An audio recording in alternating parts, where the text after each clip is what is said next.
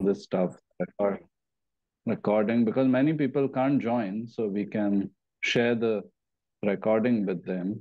And also, yeah, आजकल बहुत चीजें हो गई ना, फेसबुक भी हो गया, इंस्टाग्राम भी हो गया, lot of stuff. So you have to be everywhere if you're doing something. No, that's Yeah. good. That's good. So this is being, is this on the Facebook also right now live or not? I'm Not so. trying. Let's see if it works. I don't know whether it will work. Yeah. Put it on the Facebook also live. हाँ ठीक है, चलता है तो करेंगे. So in that, only thing will be that we cannot ask something that's too intimate, but we can ask general questions. Yeah, sure. And also Instagram, I will go live. तो वो एक बार बोल रहे हैं तो let us put it everywhere, no? नहीं कर लो. That's how. And also Instagram, I will go live. तो वो एक बार बोल रहे हैं तो let us put it everywhere. नहीं कर लो. That's how. And also, yeah, so I'm live on Facebook, I'm live on Instagram. So Instagram is the new generation thing. Apparently we are the old generation. चिट्ठी पत्री वाले लोग हैं यार हम लोग. Acha. So yeah, if you guys, so Mr. Ratnam, you're there?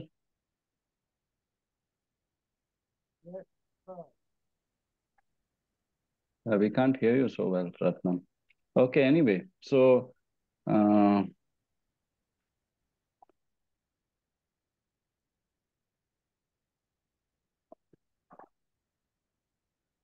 okay, friends, so welcome to this live session on meditation, Q&A, which he called as Hangout with Floyd, and Floyd is the guy sitting here.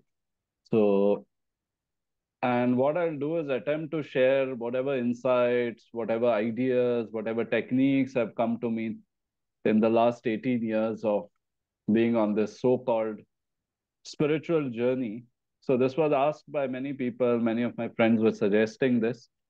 So I thought, let's, do it for once and see how it goes. And many of you might be watching this afterwards. Maybe those of you who want to join on Zoom are welcome to come and interact with me on Zoom. And many of us might be watching it afterwards. So Facebook, Instagram, the links are there in the bio or on the profile, you'll find it. So yeah, so we have some friends here with us, and we'll also take some questions from that and roll from there. So Mr. Anup was discussing something interesting as we were chatting just before the session. So maybe Anupji, you can just share a little bit about that, and then we can take it forward. Yeah, Floyd, I mean, just call me Anup, it'll be easier. Yeah. And then the thing is that we have been in touch for about 5-7 years now, and we've been discussing. But ये ना है कि सत्संग के बगैर, without discussing with the like-minded people, our own growth is not going to happen. Correct. Absolutely. So, I'm very happy that you have started this session because, like I mentioned to you that in the beginning of the conversation, that your aura and your energy, I find, is more experiential, right? Yeah. So, एक शांत भाव है जिससे you will be able to reflect on everybody's questions, right? Yes. But even people like Deepak Chopra and, they are more intellectual. So they still have to go into experiential. Yeah. Probably the only experiential aspects they get is, I'm not as a thing, but I am in the same position of intellectualism.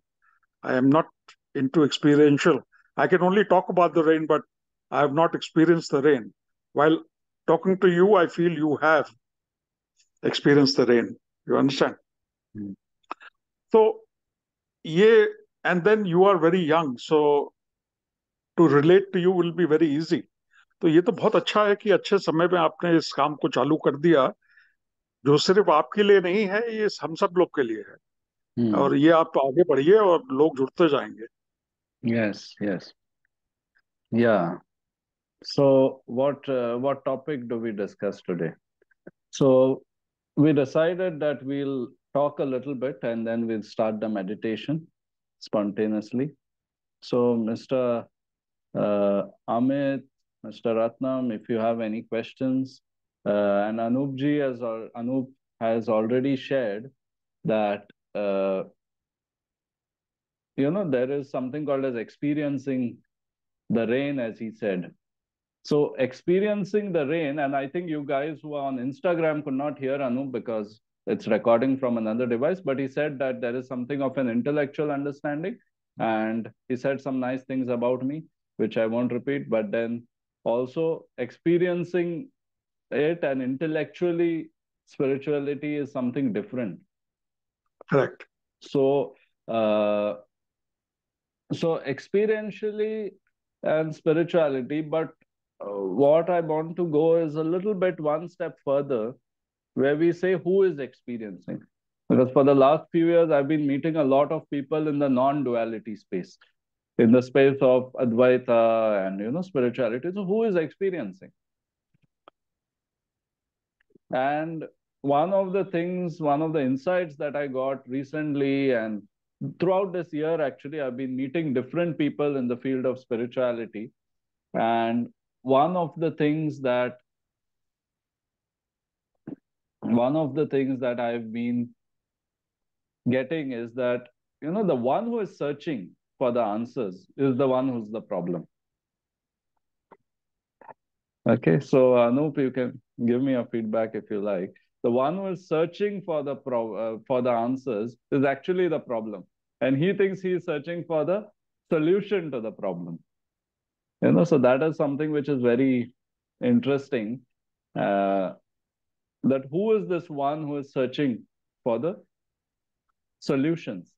So on 1st January 2023, this year, the new year, I was very lucky to meet a sage called Swami Girdhar in Tiruvannamalai. He doesn't advertise, he doesn't meet people, but uh, he told me, he said that the answer to everything, and my question was similar to what you asked, how do we experience or get the results and, move on with this journey? Because it appears that there's something more.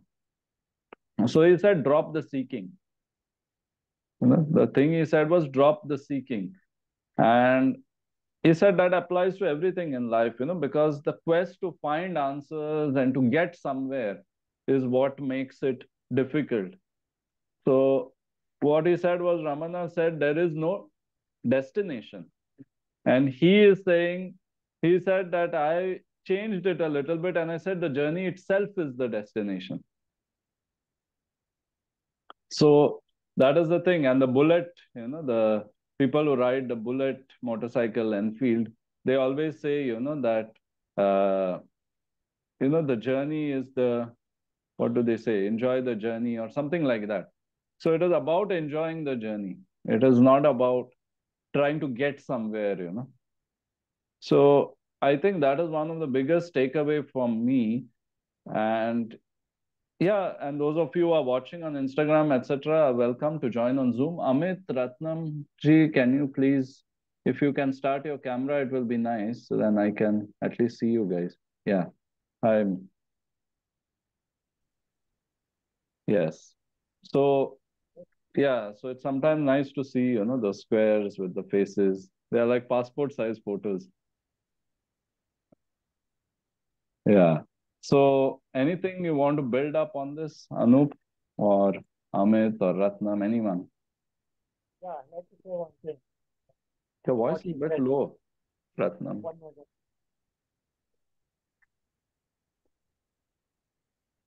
Okay, now you can hear me? Yes, yes, very clear. Yeah. Okay. See, I just want to build up on what you said. From my experience, what is important is to know who you are not rather than discover who you are. So Correct. experience will tell me what you have discovered about who you are not. Are you this feeling of I? Are you this feeling of self? What you are not? Absolutely. Yeah. Yeah, that makes sense rather than neti approach where you eliminate everything. And that makes sense. So what you are not, but even there is there is someone who's trying to see what you are not. So that again, it gets very complex. But I think the aim of Advaita, Bhakti, all of that is to sort of let go of this idea. So I've made a very simple exercise where you can actually see, uh, like I use it for life coaching situations where I'm talking to someone, they're stuck in a problem for 10 years. Means in the same pattern, it's not exactly a problem. Let's say someone is not finding a wife for 10 years and they're making the same mistakes, or maybe not mistakes, it's a twist of fate, but they just don't get to what they want. And this happens, and this has happened with me in many different situations. So I can relate to that. And so I made a simple tool. I said, just tell me in this moment what is bothering you, and put it in a sentence like, for example, there was someone who came to me because he had a breakup. So he said, I am feeling pain because of the breakup. So put it in a sentence which is starting with I am. I am feeling pain because of the breakup, or I am feeling shattered because of the breakup, something like that. So put it in that kind of sentence. So, like for example, Anup said, I am feeling that I don't have the experiential understanding. And there is an intellectual understanding, but there is no experiential understanding. So I am feeling, how will you frame this, Anup? Can you use your framing? Yeah, I am in the mind. I am in the mind more than I should be. Uh, I should be, out of the mind more than No. what I am. So what are you feeling? So I am feeling dash dash dash. Yeah, I'm feeling stuck Achha. in the mind. I am feeling stuck in the mind. So let's say you go for a movie tonight. You go for a movie tonight and you watch that movie and you feel, I am feeling inspired, let's say. It changes. So I am is same, but it's feeling different things. Sometimes it will say, I'm thinking about Indian politics. I am planning for my next business, whatever it is. So that I am is always same, the sentence, because not all of us are as intellectual and strongly tuned like Mr. Ratnam or even yourself, Anup, because to, go and grasp very complex Advaita and things like that. But this is very simple. I am feeling stuck in the mind. I am feeling inspired. I am thinking about my girlfriend. I am planning for my next car. So that what is common in all those sentences is I am. Then this is the first step. This is for someone who's just not into any kind of spirituality, not into any kind of meditation. This will still work. That I am. I am. And different things are happening on this I am. I am feeling this. I am thinking that. I am in pain. I am in pleasure. This is all changing. So, so what you are experiencing or what is happening outside, the story is changing, but so that is not real because it is changing. So only this I am or this I or the self, is what is there. So coming back to that, stepping back to that. So I want you to do a quick exercise. Just look at your own feet. Look at your own feet on the ground. Feet are on the ground, not on the screen. Look at your own feet on the ground. Your own feet resting on the ground. Look at them with your eyes.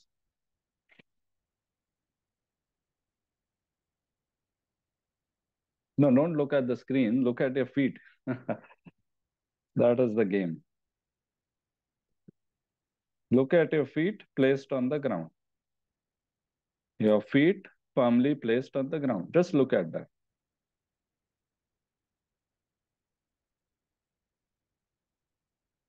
Now, while you're looking at your feet firmly placed on the ground, also feel your buttock on the chair.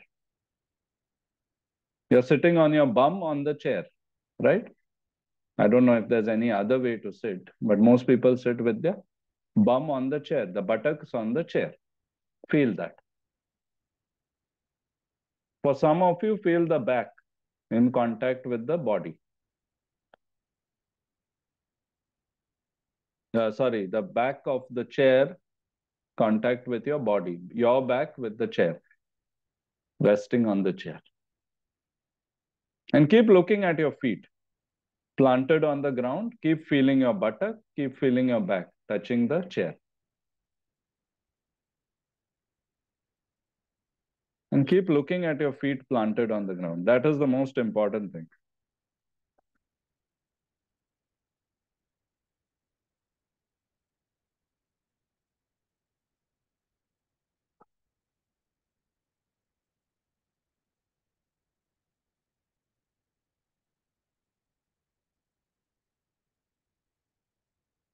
Okay. So has the sentence changed?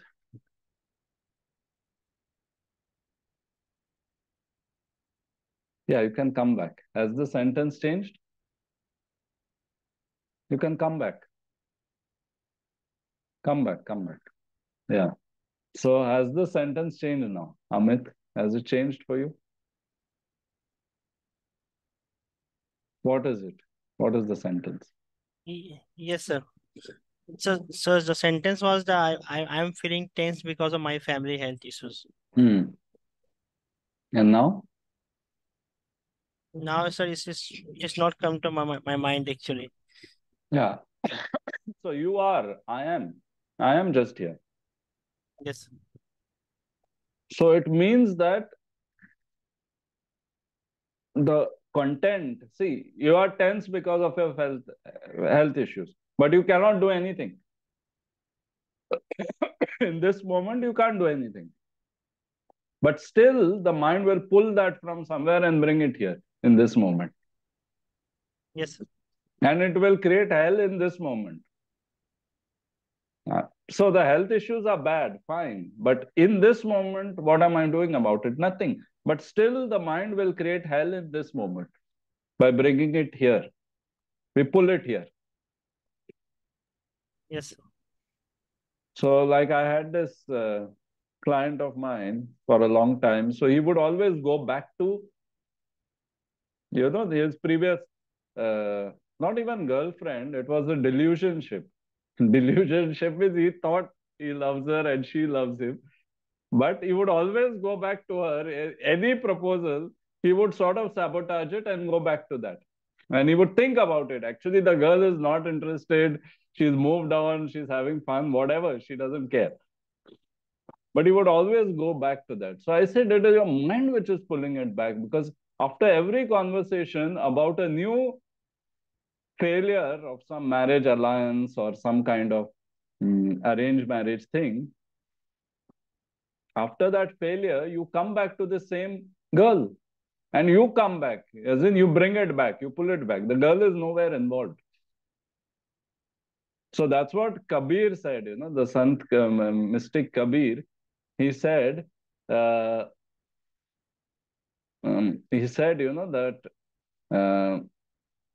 Dekha Dekhan, what was it?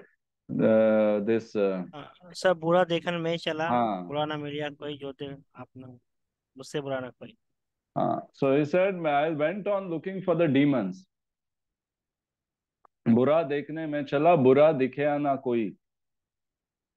And then I saw that I am only the one who is the demon, because I am creating those demons. I am bringing them in my head. So I am the one who's holding on to everything. So whatever sticks to this I am, or whatever is always there,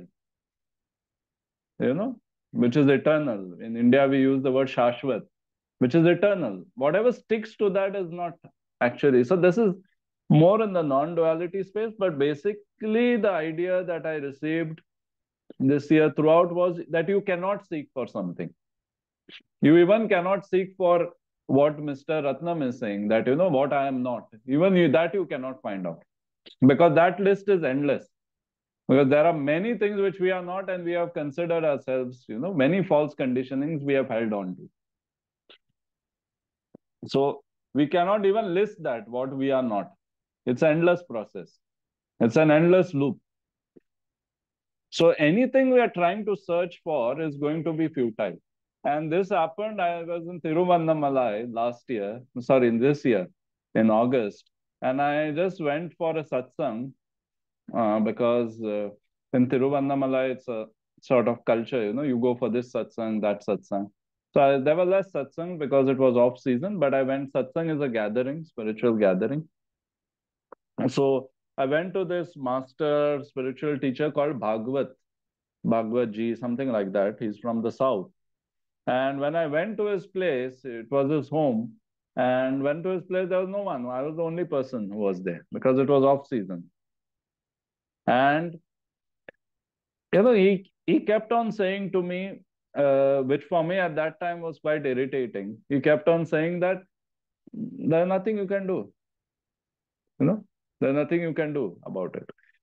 So I said to him, but I'm doing meditation and all that. He said, okay, fine. If you feel there's a need for meditation and all that, you do it. If there is a need for bhakti, you do it. But there is nothing you can do about the truth.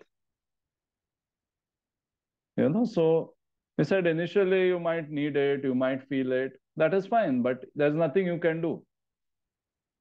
So I told him that, so it's all useless. He said, I'm not saying it's useless, but there's nothing you can do about it. And at the end of it, I was quite fed up of it. And I said, that, okay, fine, nothing you can do, then what the hell, So, and I was the only one. So I told him, okay, fine, namaste. I kept quiet for a long time because it sort of hit me also in a big way, that there's nothing you can do about it. And he kept on saying it. And, I don't know, for 10, 15 minutes, I was just blank. I was just sitting there. He was also sitting silently, and his assistants were shooting the YouTube and whatever they were shooting. And we were just sitting, 10, 15 minutes, I don't know. And then again, I said something to him, and he again replied a little bit. But that was more like formality, just to break the ice or the silence, whatever it was. And he said some things, and it was like a shock, And then I left from there. I said, okay, fine, nothing I can do, then bloody why the hell I'm here. So, but deep down it shocked me, somewhere. And it was not even a satsang where people were there or there was some speech being given. He was only answering what I asked him. Not even asked him anything. I shared what I'm doing on this journey, what's happening on this journey rather, not that I am doing it as such. It's not even pre-planned or something like that. But that was the shock. So, Anup, have you sort of, I don't know, if you want to participate in this, you can, or we can move on to the next thing. But have you sort of accepted that there's nothing you can do about it? You're on mute. You're on mute, Anup. So what you're saying is that there's nothing I can do about myself being stuck in the mind. Is that what you're saying? Yeah, there's nothing you can do about it. Because there's the mind only which will want to do something about something.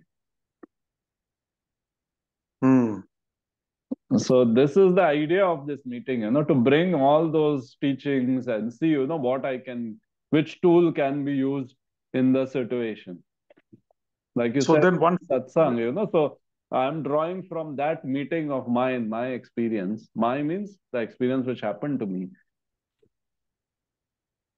But what is it then one should do if there is nothing one can do about it? Yeah, just a minute. Just a minute. Yeah. So, wait.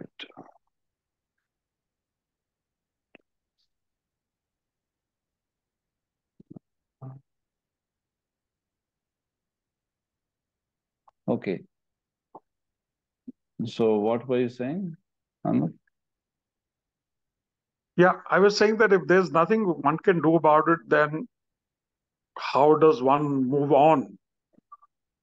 Is it that you remain stuck? Or by not doing anything about it, the grass grows by itself, as Osho said. Yeah. So that is also, so see, the activity will not stop because life moves on. Like one of this spiritual teacher from the West, Paul Hederman, yesterday I was speaking to him. So he said, while you are sitting here, your body is producing fecal matter. It is producing shit inside the body. So it's not that things are not happening. So he said, already you are sitting on a lot of things happening inside you, inside your body. Your heart is beating, blood is pumping. All this stuff is happening. So it's not that things are not happening. So when you say should I not do anything about it? The next question is, what do you think you can do about it? Feeling stuck in the mind. What can you do about it? What are the options?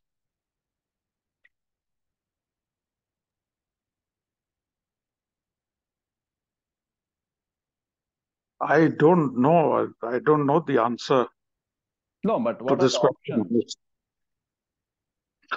Well, options are basically clarifying it with resonating your thoughts with people like yourselves. Yeah.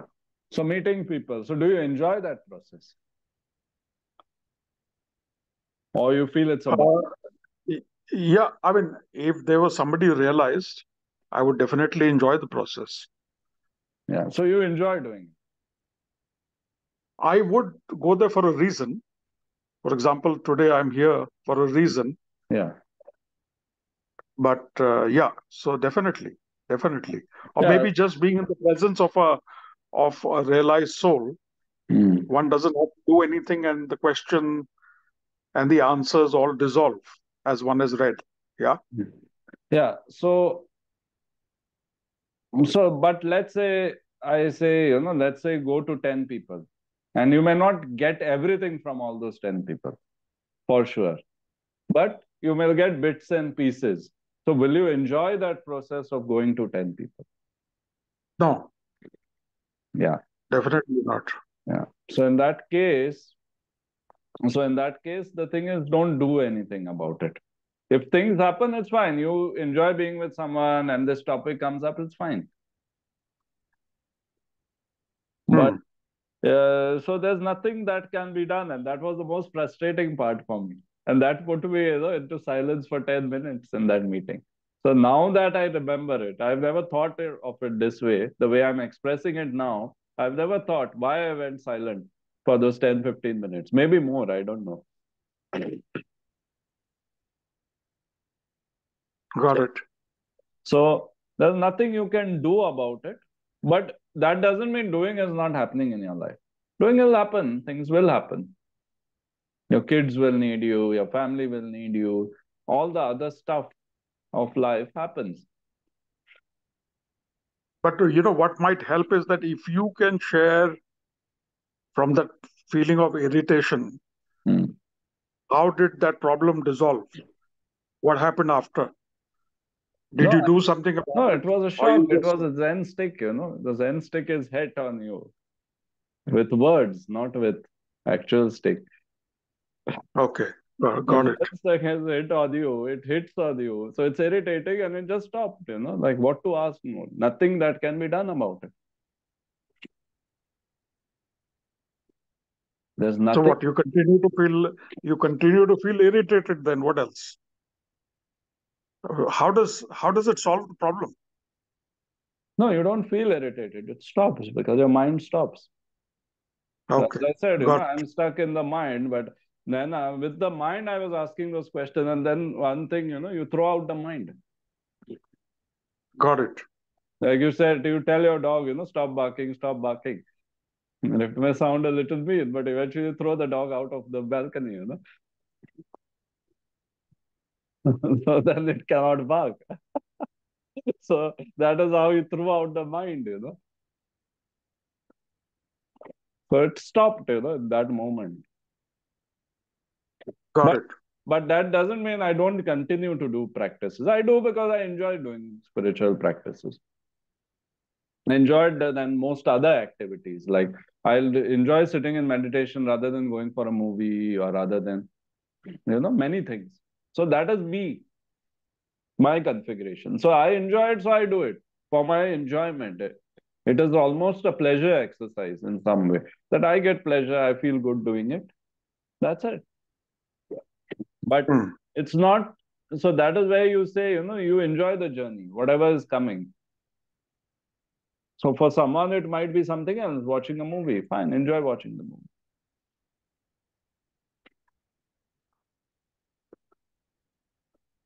Okay. Yeah.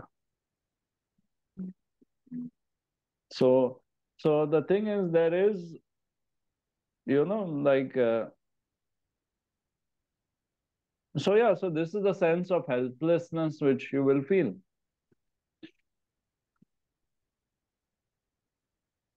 When you know there is nothing you can do about it.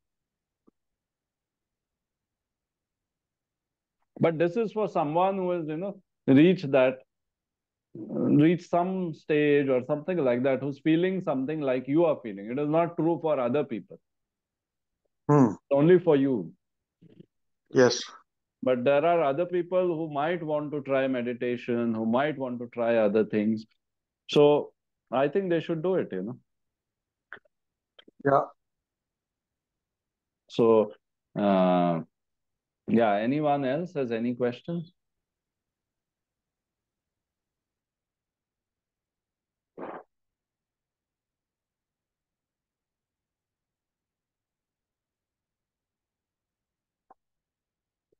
Anything else? Any topic you want to talk about?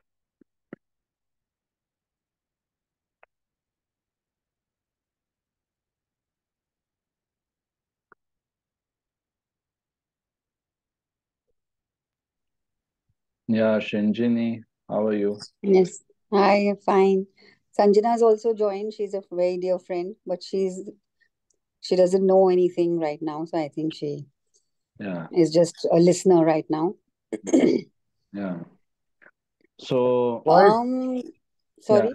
Anything you want to share, Shinjini? No, my question is just I know that liberation is right here and now, and it's in the mind. But I do not want to come back. Okay. Just a minute. Yeah. So you don't want to come back where? To this meeting? That's too shallow thinking. I'm looking at far-sightedness. I don't want to come back. Where? After death. I don't want to have a rebirth. And so what is the path to follow? So how are you so sure there's a rebirth? That is the first question.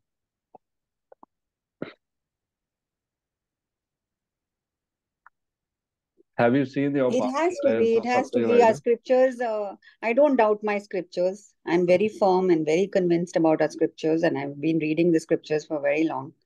And there is no question of any doubt. And there's only logic. The scriptures is one thing.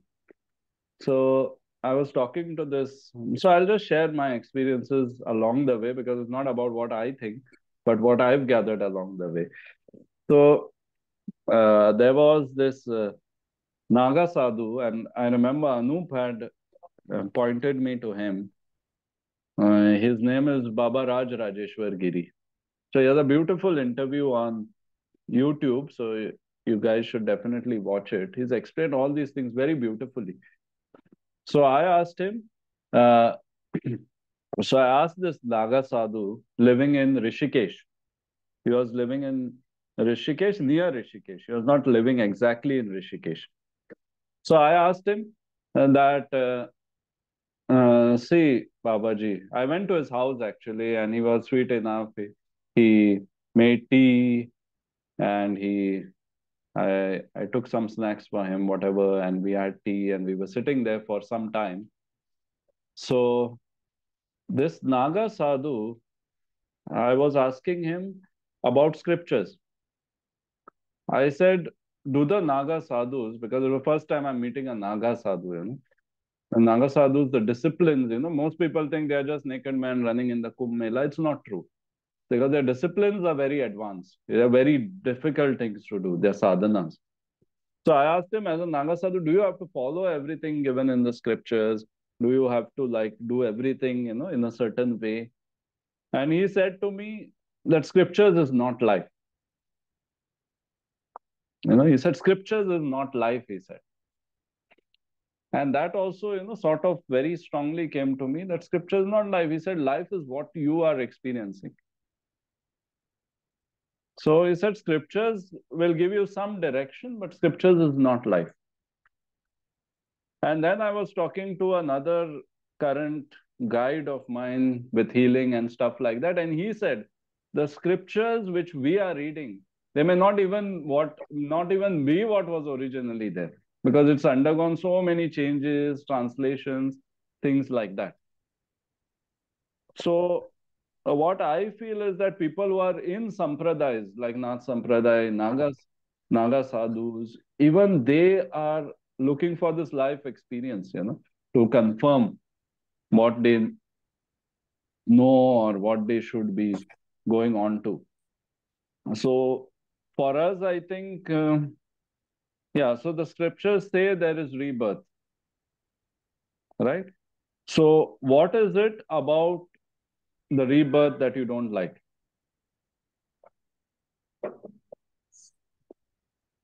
See, when you're already on the realm of that life is only an experience, good and bad, and it's basically an illusion. It's like, you're living in a dream. But while you're in the dream, you still have to do what you have to. Only when you wake up does the dream become false. So while I'm in this dream, I have my share of joys and sorrows, ups and downs, but there is a way to wake up. There is a way to end this. No, but we are talking about rebirth cycle. Yeah, so rebirth only, because it's only logic, I mean, how is it that one is born in Ambani's house and one is born in, a very poor family? So rebirth has to be there. There's logic. There are three points to prove it according to, I'm only going as per scriptures. One is Shastra Praman, which is the Shastra said. The second is logic, because you read that book, Many Lives, Many Masters. It already has that, people have actually got, they've actually remembered what they were in their past lives. And when it was verified, they were actually there, that kind of person with that name in that village was found. So there are three, and there's yukti, which is logic, that how can one be born so poor and one be born so rich? So obviously there's a past behind us. Then one is this Shastra Praman, which is the Shastra says, and the third one is Anubhav. Anubhav is experience. Yeah. So I'm asking this because I've been a practitioner of past life regression. So I've seen people going through a lot of things. But also what I feel is that it is still, again, coming to the same answer, there's nothing you can do about it. Because that is already in the can what next life you will have, or if you won't have. It's already in the can. The movie is in the can. So for example, like I don't know if you heard about this teacher called Ramesh Balsekar. He says that the painting is 2 kilometers wide. So in that 2 kilometers wide, when you're looking at one part, so you look at one part, you do not see the whole 2 kilometers painting. So in this part, there is Shinjini who is saying that I don't want to have rebirth. I don't want to have rebirth. She's fighting with that. But further, what is there is still going to be what is on the reel that's going to happen. So actually, there is no control whether there is a rebirth, whether there is a rebirth for Shinjini, whether there is no rebirth for Shinjini. That is already in the can. That is also what the dream is about, the simulation or the dream as you call it. It is already there. So there's nothing you can do about it. And this was what hit me when I went to this guy and this satsang teacher in Tiruvannamalai, that there's nothing you can do about it. You can't do anything about it now because you're already there. But you can certainly you can stop. No, you can't. You can't. You can't. That's what, no, the movie is in the can, 2 kilometers long painting. You can only move ahead and look at the painting. And you will go on experiencing parts of it. Like, for example, the entire movie. Now someone starts watching this video after the recording of this video. If they fast forward, they can see what is there in further, right? So what are you saying? There is no liberation at all? No, if it's there, it's there. In the can, if it's there, it's there. There isn't, there isn't. Isn't it? Yeah. There has to be, yeah. Okay, I get it now. I get what you mean. So if there is, thank you. See, if there isn't, so what has to happen will happen. That is the thing. So again, the destination itself is the goal. So you enjoy this moment, whatever it is. So many years back, I think 15 years back or something, 15 years back or something, I don't remember, maybe 14, 15 years back, when I started reading Osho and other people, Meher Baba, blah, blah, blah. So all these people I started reading. And one thing which I collected from all of that is just relax. I was sitting at the Samadhi of Meher Baba. He was saying to me, means the sense I was getting was relaxed awareness, relaxed awareness. He was going on saying that. And I was like, it doesn't have anything else to say or what, I don't know. But it was very profound. Relaxed awareness. So just relax and be aware. Some things are there which we don't like. So like this is the first part where I said, that I am feeling distressed. So essentially what Shinjini and Anupa have asked is the same thing. Because it is the mind only which is going to take the rebirth, It is that component which is the body anyway is going to dissolve, into the earth. Yes. Body is going to get recycled. Yeah. Poop in your toilet and your body, it will all become one at some point, It's not separate. So everything becomes one eventually. But it is again, I want to let go of the mind. Then the second question is, I want to avoid rebirth. So both the things are almost the same and there's nothing you can do about it. So how can I enjoy this moment, or how not even enjoy, So this is one more thing which Rajeshwar Giri gave me. So the good thing about these sessions, I thank each one of you for joining. Persis is also there. So from the land of gods, land of Arunachala. Yeah. So, and she's got a new throne. So that's my new chair. That's my new chair, yeah. My new throne. Yeah. It's 5, yeah. Around 6 o'clock they're going to be lighting the fire, at the mountain Arunachala. Yeah, so I'll excuse myself 5 minutes to 6, okay? Yeah, no problem. I think we'll finish by then. Okay. So But again, yeah, what was it? No, I was saying that, yeah, you're speaking about this reincarnation and all of this. There is like some new theories that are being proposed, and I have like now a different understanding about it. I don't know if this is like the right time to speak about it or another time, but yeah, you were anyway saying something, so I will hear you. But there is also another way to look at it from what I have read now and studied in the last couple of months. So what have you read? In short, Okay. you can tell us, if you can tell us in short what it's about. How is it different from what Shinjini was saying about rebirth and Brian West, blah blah blah? It's basically I think it all comes down to also a certain belief system. So I'm not saying that rebirth does not exist. Rebirth, of course, exists, but it's a certain belief that you will be reborn. If you don't hold this belief, and if you work very deeply in a way, there is every possibility that you will, kind of escape to the matrix as what we understand the matrix to be at this point. And so when we speak that life is illusion, it is the matrix in a way which has created this kind of illusion in our reality to not really live a life of real good experience, because there's always like so many things. So that's one part of it. And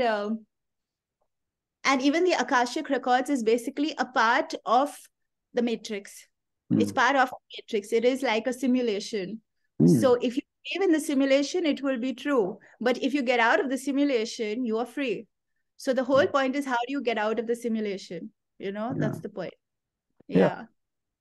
So I think that is essentially what, UG Krishnamurti used to call it, jumping off the roller coaster. You can be on the roller coaster and you can say, I don't want to go to the next birth and I don't want to stay in the matrix or whatever you want to say. But ultimately, we are talking about going out of this moment, right? Out of what is there right now. Isn't that what we are talking about? I think like what essentially we should be experimenting or experimenting with is going deeper and deeper into the moment, because I think and the moment itself can expand and you can have more enhanced perception, and then you can see more and more and more. Right now our perception is extremely limited and narrow. So going into the moment is nothing but letting go, and through this space of relaxation you can like allow more perception to enter you, and you move into like different dimensions. Yeah. So exactly. So there is always a need to basically, in all the theories, it's about either you will find liberation, something will happen which is not there now. So that is the thing which we are thinking. So that is why I was coming to Raj Rajeshwar Giri, this Naga Sadhu. He shared something very interesting. He said, let's live life in celebration. So I said, what is celebration? So is it just enjoying? He said, no, enjoyment is not the same as celebration. He said, celebration means things will happen in your life. You go along with them. Maybe Osho used the word witnessing, or some people use some other word, going with the flow or whatever. So he said celebration. But celebration doesn't mean you're looking for pleasure all the time. You are living this moment. You are living this moment, whatever it is. So that is the whole idea here. That is the... I think that I got like a profound experience of what celebration is through the Osho work, It's like always every meditation ends with like a celebration, but it doesn't mean that you always have to be in the happiest state. Because if you are the observer and everything is just a movie on the screen, then celebration is also like a deeply felt experience, It's just that anyway, you are not your body, you're not your mind, all of that anyway is encoded into the matrix. That is the illusion that we believe is real. So right. Celebration means you have to enjoy this joy and sorrow equally with equipoise. No, how can you enjoy sorrow? If I come and ask you can, because it's not real. It's not real. It'll come, it'll go. Who is Deva? Who said that guy with the axe? Because even joy is not real. That also comes and goes. But Shinjini, if I axe your foot, you won't be happy about it. But I think in all of this... So basically, it's living it. Enjoying might not be the right word, but living it. That, okay, fine, this has happened. And the suffering could be much more if you were lamenting about it. But if you are like, okay, this has happened, now let's see what I can do. I go to the doctor, I take the steps, because the steps are anyways going to happen. But I think also it's important to have this question that why has this happened? What is the reason that this has happened? And maybe there is like a reason why it has happened. And if you ask like your higher self may have an answer to it, why it has happened, for what reason, then there is like some way to understand, why you're experiencing what you're experiencing. Yeah, but it's not like, why it has not happened. It's like, okay, it's just a wonder about why it has happened. It's not like, why it has not happened. But that happens when what evolution, what stage you are in of evolution. If you are an early seeker and a very world and a person who's into the world will scream, why me? But if you have evolved higher, then you will be a little more balanced. So it depends what kind of why it is. A big why, small why, medium why. But see, one thing I can say, one of the biggest experience, more than meditations or meeting spiritual teacher, also the death of both my parents. That is one of the biggest spiritual experience for me. Because like, I was sort of in a very close-knit nuclear family. So parents are, have an important role. So somewhere, when both my parents passed away, I won't say I enjoyed it, but there was a serenity when it happened. There was a serenity in those days when it happened. I'm not saying the days afterwards, but at the moment of death, there was a serenity and something, there was something much bigger than otherwise. It is like, oh, my father has died. And when my father died, he had no clue, where the money is, because he was running a business. He just went to Panvel near Bombay and he just collapsed over there on a business trip. So we had no idea, where the money is, where the keys are, what is going on. He just goes with his car and he just collapses, dies, finish. And I come back home after college, 9 o'clock, there's a phone call. Yeah, just can't talk, from the salon, from the barber shop. He just went for a haircut. He just collapsed over there. So that was a shock, but at the same time, in the days that followed, there was a serenity. So it's not that, something bad happens and it will feel bad throughout. No, actually, in fact, when something bad happens in that moment or in that frame, at some point, you are in the no mind state. You are in the state where, you're just there, There isn't any thinking that, oh, this is so bad. And when my mother passed away 5-6 years back, I'm not bragging, but I'm just sharing what I actually felt, is that it was a sort of heart opening for me when my mother passed away. It was like, actually, I could feel my heart chakra. I could actually feel there is something, and it was very profound. It was very beautiful. So, there is good in the bad and bad in the good, in some way. Like, let's say you're with a very beautiful woman, which is coveted by the entire country, and who's coveted by the entire country. But that doesn't mean you will be happy all the time with her. There's good in the bad, there's bad in the good. Sometimes you will just not like it, Right? And then there was this actor called Shiny Ahuja, where everyone was like saying that he is such a big film actor. Why was he having an affair with his maid? This Bollywood actor. He had an affair with his maid, or I don't know, some kind of abuse or some things which has made allegations eventually. So someone will say, that I got Deepika Padukone, I'm the luckiest guy on earth. No, that even that guy is feeling shit at times. Even Ambani is surely feeling shit at times, I'm sure. Because so that is what, so there is bad in the good, there's good in the bad. So it's not, life is not that simple. But anyway, celebrate anything that comes along the way. That is the idea, It's all about this moment. Anyway, I'm just running my mouth. So anyone else? Amit, you want to ask something? Anyone can ask whatever. Because it said that in the Indian scriptures, it is said that the fool is the one who just talks by himself. And the wise always talks when he's asked to talk. Yeah, Floyd, I have a question for you. Yeah, Rati. No, Christer says there is no person. Have you got it? Have you understood that? Have you realized it? See, Krista says, so before that, Krista, so, the new audience, Krista is a spiritual teacher from, how will you describe Krista? Yeah, well, he teaches enlightenment, right? He was in Tiruvannamalai and he got his experience here, and now he teaches across the world.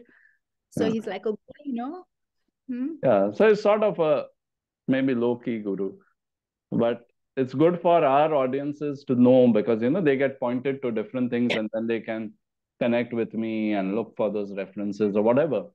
So Krista is a spiritual teacher from Sweden, and he's learnt in India Advaita, non-duality, different gurus, and so basically I think his teaching is about what Ratnam said, that so he asks a very simple question. He says, how is this situation felt if there is no personal me? That means if Floyd is not there, if I am not here, how is this situation felt? So most of the time, my experience has been, when I'm just sharing what I felt, is either there is an extreme pain coming out, or most of the time also it is you just get blank, you don't know. Like you just snap from the situation. But you have to, I think the best results I've got when I ask it in my own native language. I ask myself, how is this moment felt when there is no personal me? When there is no person called Floyd or Anup or whatever. You just go blank for a while. And I think what Krista told me was it eventually creates a detachment from this, constant holding or attachment to things or constant grabbing of things. It creates a distance when you ask this question. So there is no burden on you, as Robert Adams says. The load or the burden is not on you to let go. It just sort of separates. So what is your experience, Mr. Ratnam? Anything like that or something different? No, I couldn't let go of my personal me. It is still there. Right now it's there. It's always been there. So it doesn't not a problem for me. See, the personal me doesn't do anything. It is simply a feeling that is there all the time. And for me, my experience is that life happens. Right now, understanding is happening. Personal me is not understanding. Speaking is happening. I am not speaking. There is pain, but there is the I doesn't feel the pain. The pain comes and goes. So the I is there, but it's not a problem for me. Correct.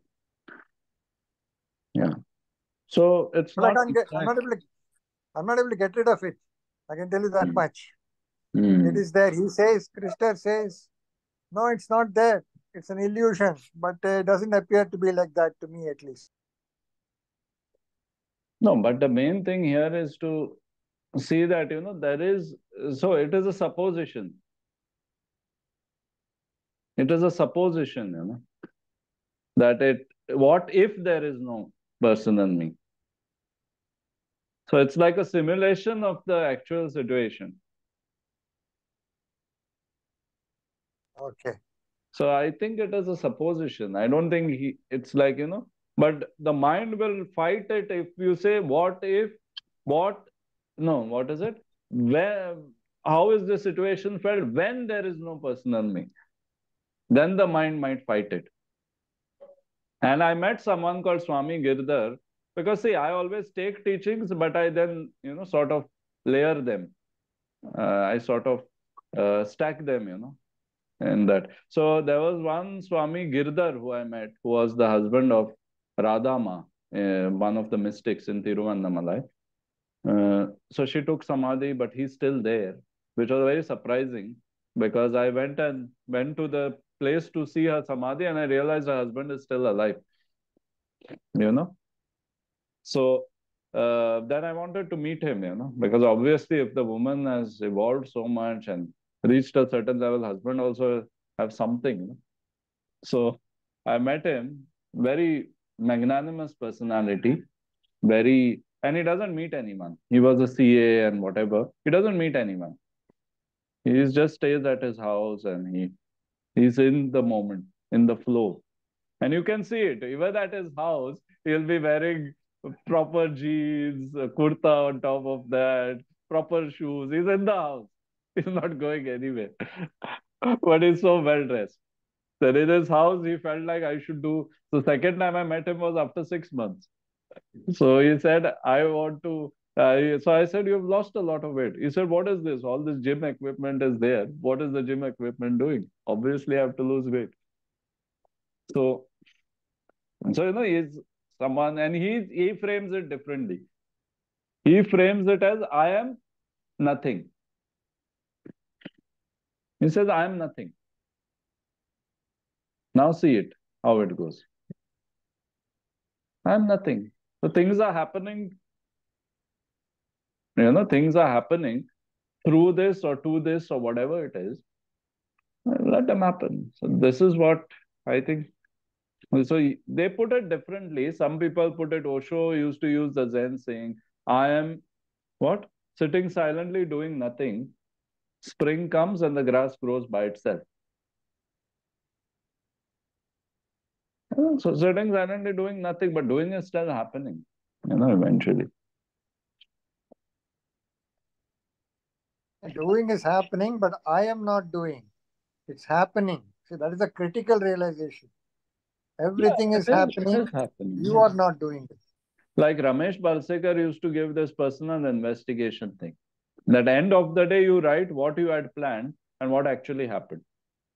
So you'll find eventually that means you have to find out. He wouldn't say that, what will happen, but he would say that eventually you'll find that most of the actions are not planned by you. Because if they were planned by you, or if they were done by you, they would happen on a certain time and they would happen in a certain way.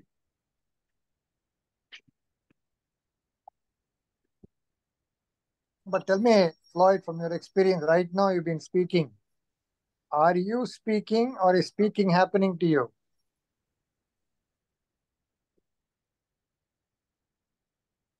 The speaking is happening.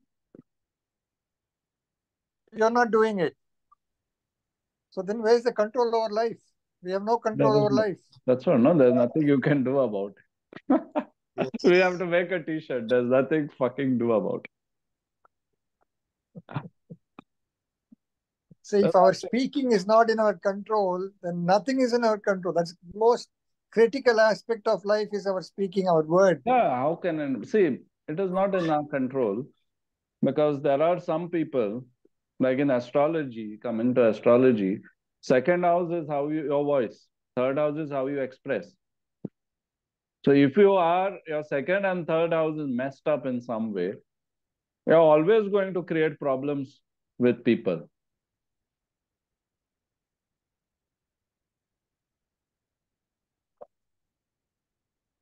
The whole question of free will doesn't exist. What is your view? Free will doesn't exist. Only then you can say you can do nothing about it. Because you have no free will, there's nothing you can do about it. Yeah, so my teacher, one of the teachers earlier, he used to always say there is some destiny and there is some free will. And he said percentage of destiny and free will vary, he said. For some people, it will be less of destiny. Some people, it will be more of free will. Like it is as if it is some kind of, tea, or you're making tea, put more milk, less tea, whatever it is.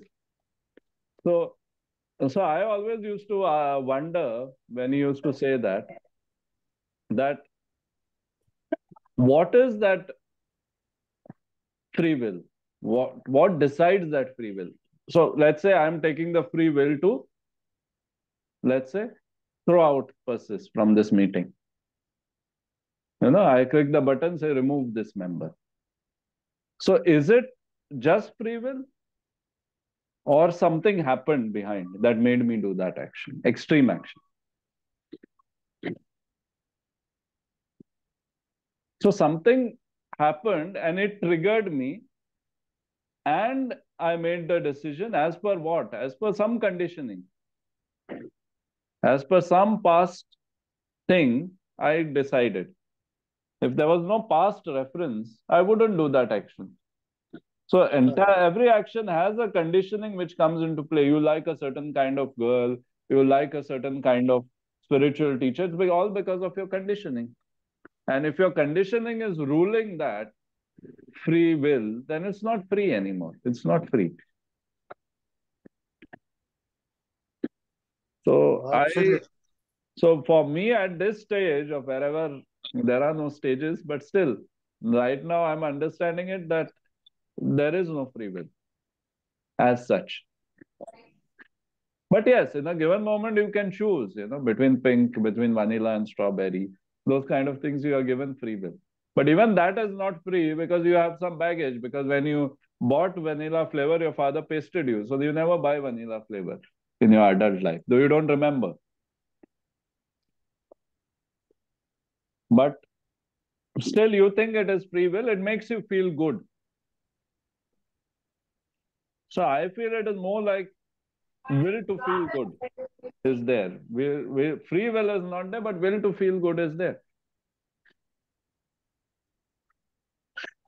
That's how I see it at this stage. That it's not that because you don't have free will means your life is all, dictated and something. You're not living under Gaddafi or Hitler. It's not all the time like that. But you can still do things to feel good, to get pleasure. But how much you can do that again, it is destiny. So it's not exactly there is no free will as such. So instead of destiny, we can say grace. Yeah. Grace. See, grace. What do you mean by grace? That is the question.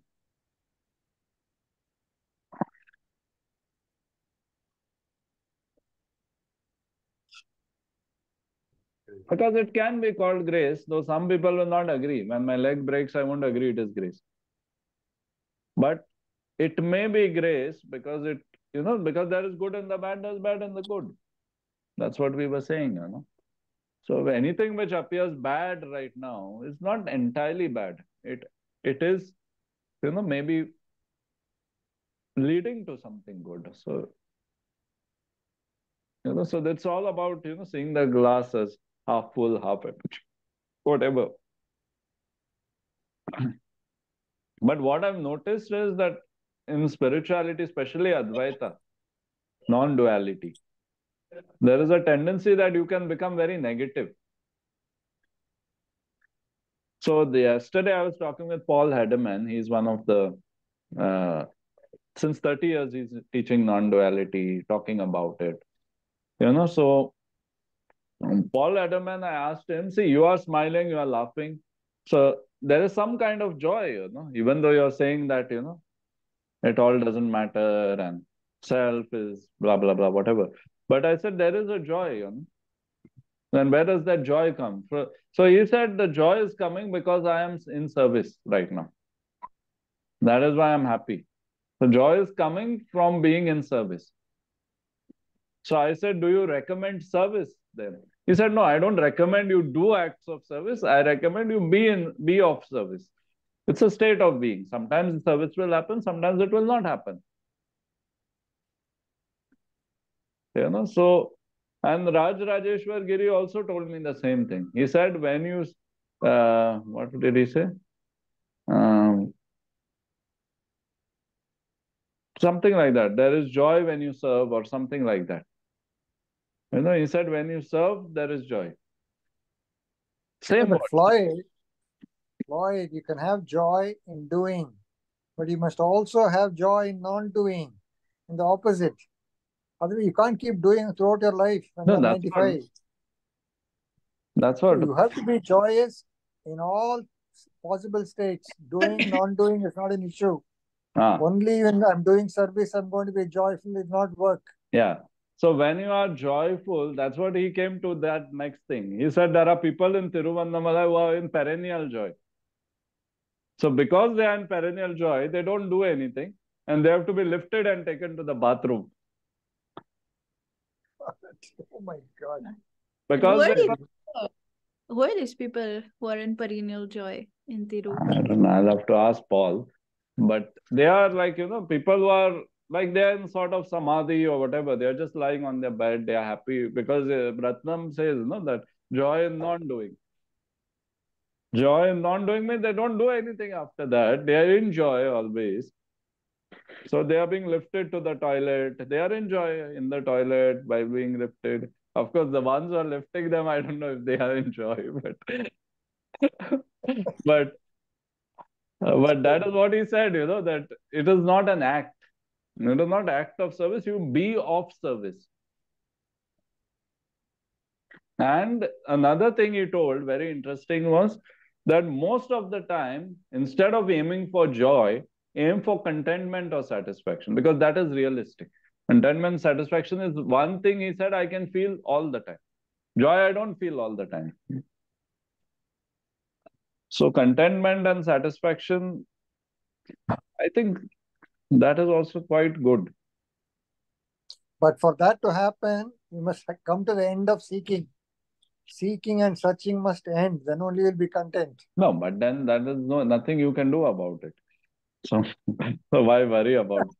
But this whole point that seeking and searching ends, and then what? And then what? Life is finished? I mean, if this is actually what enlightenment is, and if this concept as a concept also, does it even sound joyful on any level? You have to stop seeking, and I mean, you're never going to stop seeking. You're always going to want to explore, right?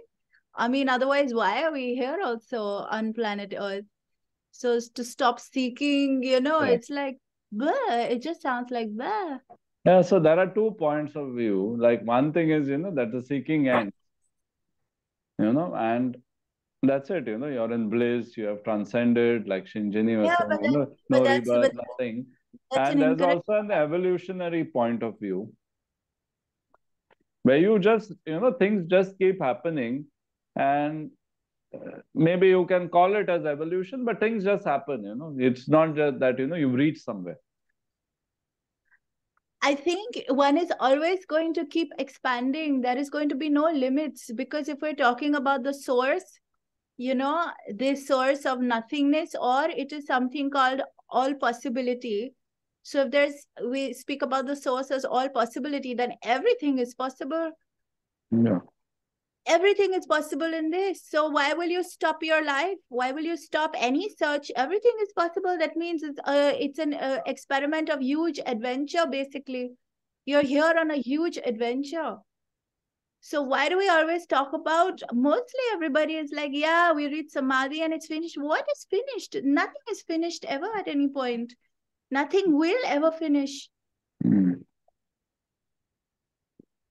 Yeah. No, if seeking gives you joy, then it's fine. If seeking gives you joy, it's fine. You continue. But for a lot of people, seeking can be frustrating until they arrive at the destination. That is where the problem is. But what is the destination? What is the destination? Destination is self-realization. What is self-realization? But that's what I'm saying. This concept of self-realization means it's finished. It sounds dead boring to me. It's finished. I mean, come on. That is the beginning. That is the beginning. That is the beginning. No, seeking at a relative level will continue. But from that self-realization there's no seeking there, end of seeking. But life is still moving, right? One is still expanding and still moving. So in a sense, what Floyd is saying is right. That is just the beginning. That's right. But I mean, the self-realization as like a thing that I am fully self-realized. What does it mean? You know who you truly are. That's what it means. All So your who identities, you truly are, yeah. all your false identities have fallen away, and you have realized who you truly are doesn't need anything, doesn't require anything. But what you're saying is right. At a relative level, you can improve yourself, you can learn new languages, you can become a musician. All those things at a relative level continue. But your identity, there's no seeking further identities. No seeking for further okay, let's not speak about identity, but life is going to move, right? Life is going to move. So when we say that all seeking is finished, and when you have realized who you truly are, so all your identities have gone, but your life is going to move, it's going to grow. That will continue, but seeking for identity will stop. Right now, the spiritual quest is about identity. It's not about other things in life. So I want to understand, when you say it's about identity, is what? To like what? What is the quest? What is the quest? Who you are is the ultimate question. Who am I? So how do you get to this? How do you get to this? The answer, who am I? How do you get to it? That's where you are in the right place in Tiruvannamalai. I don't think it's the right place at all. I mean, if I keep asking who am I, I'm not going to get any answer, really, I think anyway. Do you wanted an answer? Do you want an intellectual answer? You won't get an answer, the question will drop. Yes. Exactly. So that's what, you don't need to have this question, who am I? I think it's good. You can drop it any moment, you want. No, see, the question is not a question in those words, but it's, this somewhere we are trying to know who we are, Like, for example, someone will try acting, then he'll try dancing, then he'll try astrology. So he's trying to know who am I, he's trying to build an identity. That is what Batman is trying to say. I think the who am I is the field of all possibility. I think who am I is the field of no limitation. Imagine a life where you have no limitation. That is really a very empowering thought. Yeah, and it's a very empowering experience and a feeling to follow. But who am I here in Tiruvannamalai? Who am I? And just sitting, it's not going to give you any answer. Who am I is like, if there's something that you want, you will try and remove all the limits from that thought process of what is blocking you from getting what you want, That is what you want is a further, say, what you want is a further thing. But first of all, you have to understand you, that I want joy in relationship. But first of all, know the I. Start from that. In the sentence, I comes first. I want joy in relationships. But what we do is, how do I get joy in relationships? Instead of saying that first let me know I, then talk about the next logical thing, which is joy in relationship. But we don't come to that I, we talk about joy in relationships. Because the start point is I want joy in relationships. So we don't start at the I, we start at joy in relationships. So it is like I'm saying Ramu cooks biryani. Ramu cooks bad biryani. So why is cooking bad biryani? Because he's not paid properly, or he's exploited in some way. So he makes bad biryani. But we focus on the bad biryani. So the root is where it starts. So basically, if you're not in a relationship and you want joy, you're never going to get it, Yeah, I mean, if you want joy in a relationship, you have to be in a relationship. Maybe the person is in a relationship. That's an example. But I want joy in the relationship. So who wants the joy? I. So the I is the first thing. But what people do is they jump to that joy part rather than focusing on the I. Man, because once you know the I, then you can focus on the relationship. But Yeah, you're right. I also think it's like also the body mind system is quite complex. So we don't really know which is the I speaking. Is it a mind? Is it a conditioning? Or is it really coming from another deeper space? So it's important to identify which is the real I that we're speaking about, which is in harmony with the universe, as opposed to like maybe somebody is telling me to do, and therefore I think that this is what I want, something like that. Yeah. So So what you can do is a simple exercise. You keep your feet on the ground and you look at your feet resting on the ground. Everyone who's watching can try this. Look at your feet firmly planted on the ground.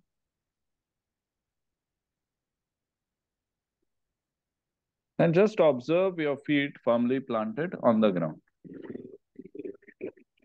Of course, you might have to move your chair or whatever, switch off your camera, whatever you want to do, but look at the feet firmly planted on the ground.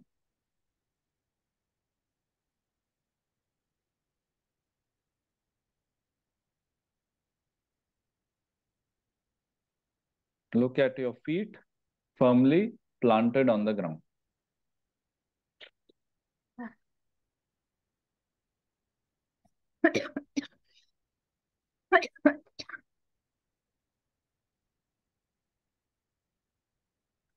Okay, and now observe and feel your buttocks, your bum sitting on the chair.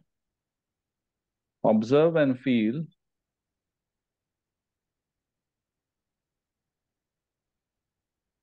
your buttocks, your bum sitting on the chair. Feel your buttocks sitting on the chair. Feel that.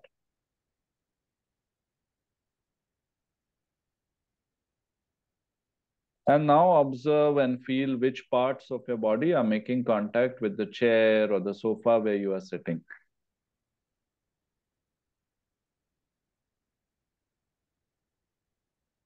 Now observe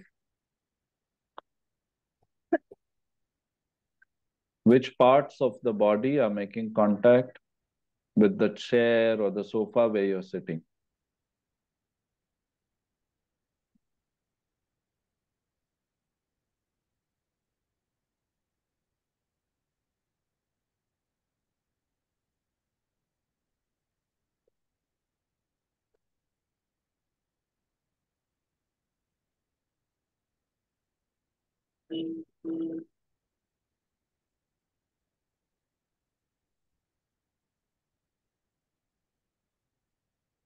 Again, come back to your feet, your buttocks, resting on the chair.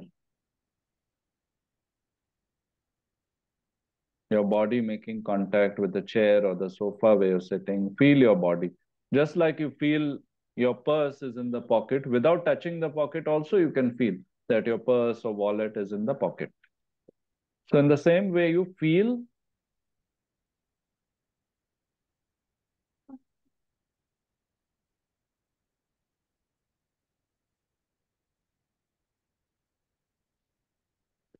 yourself in contact with the seat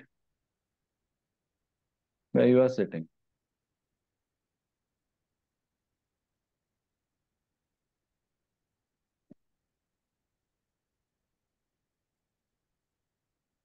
Now check if your body is breathing on its own or what's happening for a moment.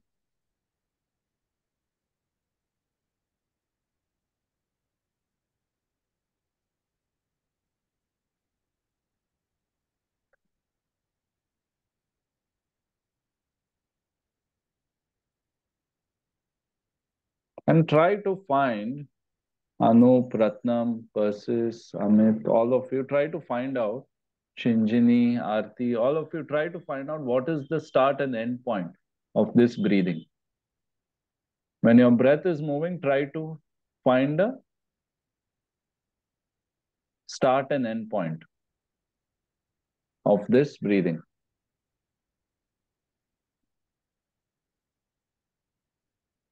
Where does the breathing start? Where does it end? Where does it originate? Where does it exit from? Not trying to find an intellectual answer, but actually seeing where the breath is going, its movement.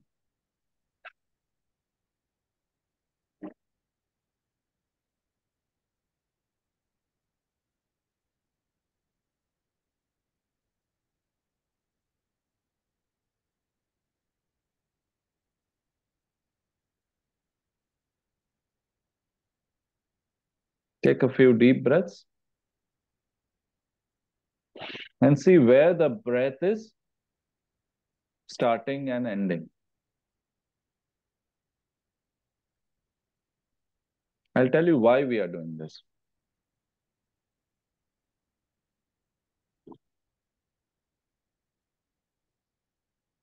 The moment a person dies,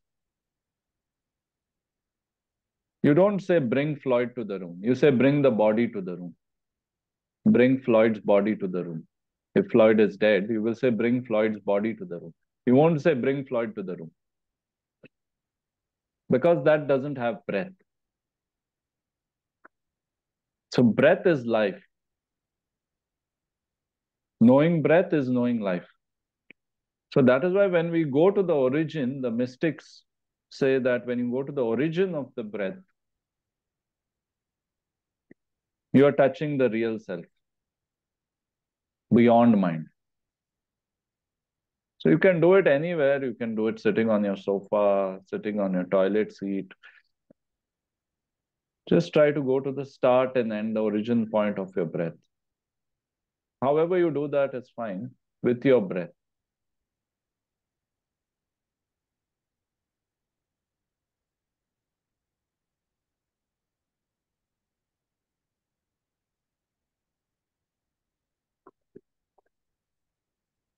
You can do it while driving to work.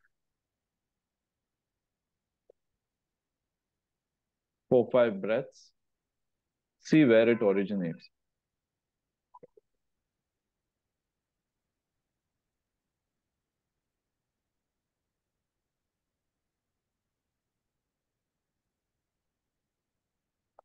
Okay. And slowly, when you're ready, you can come back to this moment.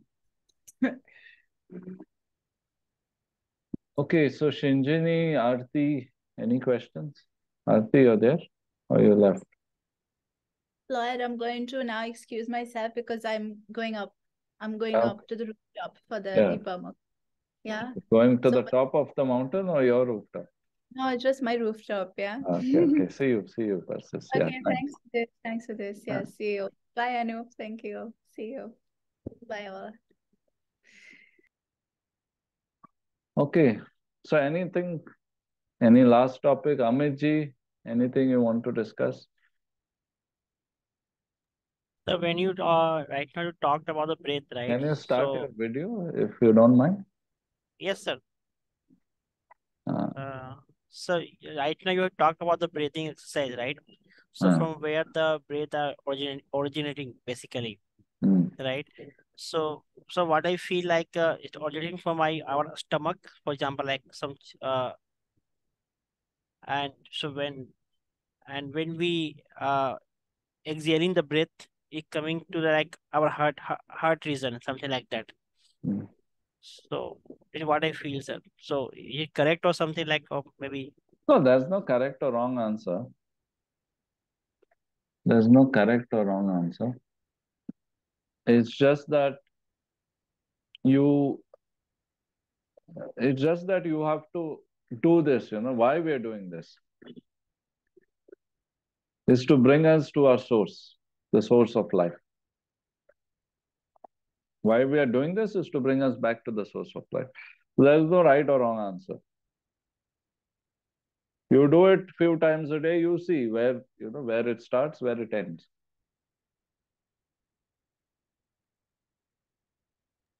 Okay, sir. So that you will see, that. Of course, we'll do another session on the source of the breath, but what is important is you have to see for yourself.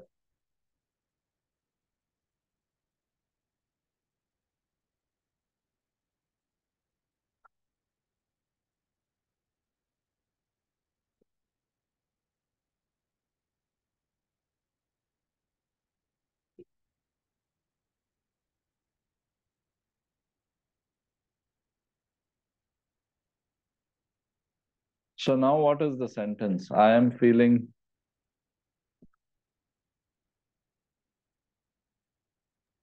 I am feeling relaxed.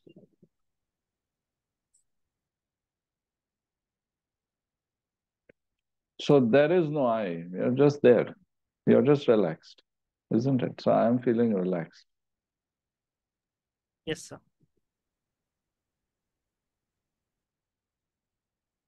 So the sentence that is coming to me is, there is a feeling of relaxation.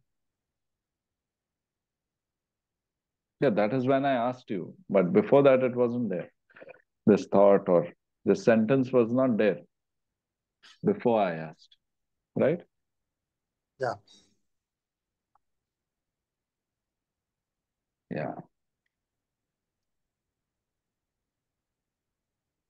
Okay, so if anyone else has something to ask, you're welcome. Anup, any feedback, anything you want to share?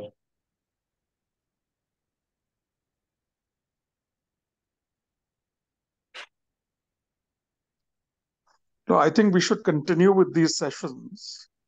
They're very interesting. A lot of your problems get dissolved also by listening to other people's questions, because they can be your questions too, right? So it's a Sometimes very deep you feel less messed up when you know others are more messed up. Yeah. No, in the sense that then you realize that there are lots of people seeking and you are not the only one seeking. So we are all on the same path.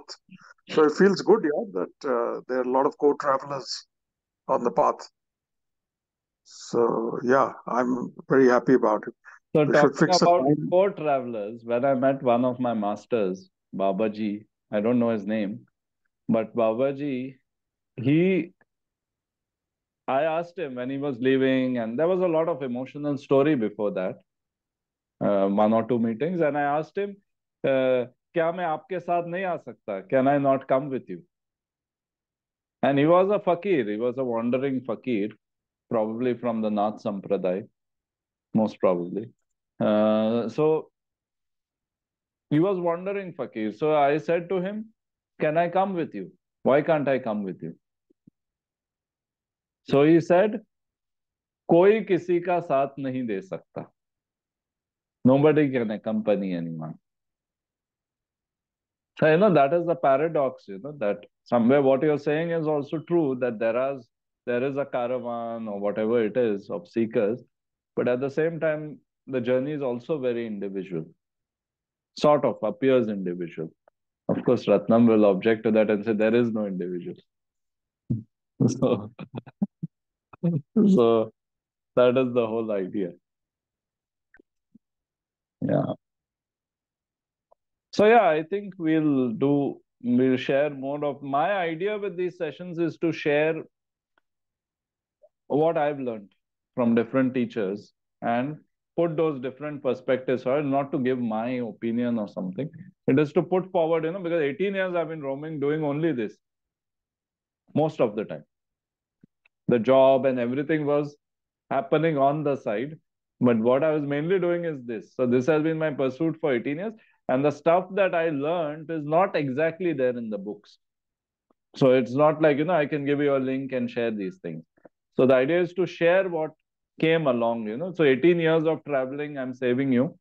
So make IRCTC tickets, 18 years by so and so number of days, at least 4-5 months a year I'm traveling, and you send me that money. Because that is the amount I've traveled to get all this nuggets. Of course, it all won't come in one go, but based on what people ask, things will come. Okay. So I think you must be tired by now. So we'll, sort of connect and let me know your feedback. And next Sunday, what time should we do it? Anyone? Any suggestions?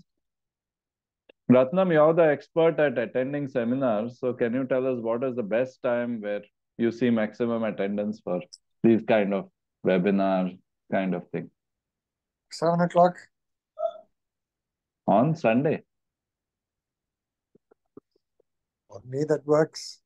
7 p.m. on Sunday. But I'm saying from your experience, tell us what is the time when maximum people can come.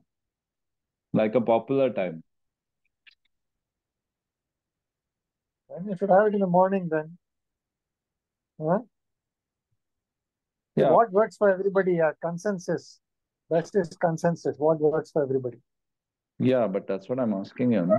Because you attend all these webinars.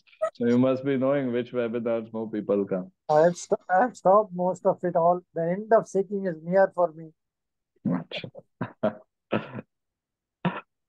Seeking is becoming a bit painful nowadays.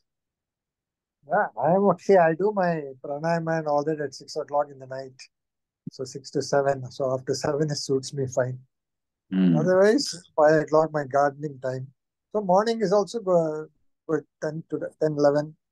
But Ratnam was doing, I think, 3 hours of sadhana, no? Earlier, 6 to 9 or something. You're still doing that? Oh, yeah, no, yeah. Morning once, evening once, breathing. Jaggi Vasudev, Sri Ravi Shankar, all these people are there. So I have to, whatever I learned, I have to practice. You have done this thing called as Anga Mardana? Yeah. That's too tough, yeah. Using the body as a But weight. you managed to do it? See, I went for a 3-week yoga course. I had to do it compulsorily. No option. It was quite tough. That's so not what for does me. it do? See, instead of going to the gym, you use your own body weight for weight training. That kind of a thing. But they develop muscles, no? Yes. That's the whole idea. Achha, good. Very good. Chalo, ab hum bhi banate hain kuch. So, anyway, so we're casually bantering. So those of you who want to leave can also leave. And we will definitely connect next week. I think Sundays is better. Let's see. We'll find a timing. So thanks for joining. Invite your friends next time. We'll see whether we keep a common topic or invite your friends who want to ask questions, want to look at answers. Even about astrology related topics, we'll pick up and talk because everything is part of life, So astrology, relationships, career, modern new age dilemmas, social media, AI, everything we are going to discuss. Cheers. See you guys. Thank you. Thank you. Thank you, sir. everyone. Thank you so much, sir. See you. Bye, sir. Enjoy your evening. Yeah. See you, Anup. sir. Enjoy. See you, Amit, Ratnam. Thank you, sir. Bye, sir.